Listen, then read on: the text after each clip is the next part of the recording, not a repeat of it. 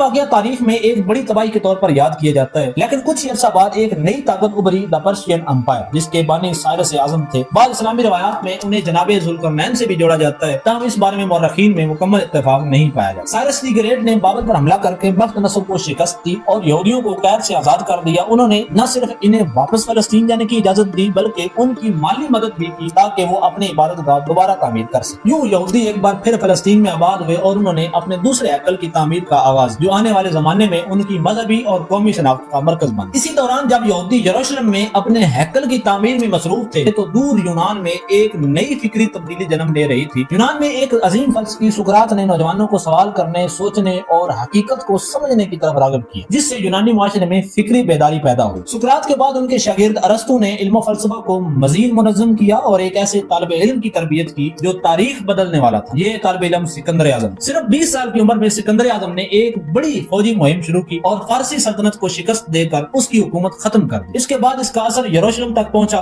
جہاں اس نے اقتدار سنبھالا، لیکن مقامی لوگوں خاص طور پر یہودیوں کے مذہبی معاملات میں زیادہ مداخلت نہیں کی۔ اس دور میں یہودی نسبتاً امن کے ساتھ اپنے علاقے میں رہتے رہے۔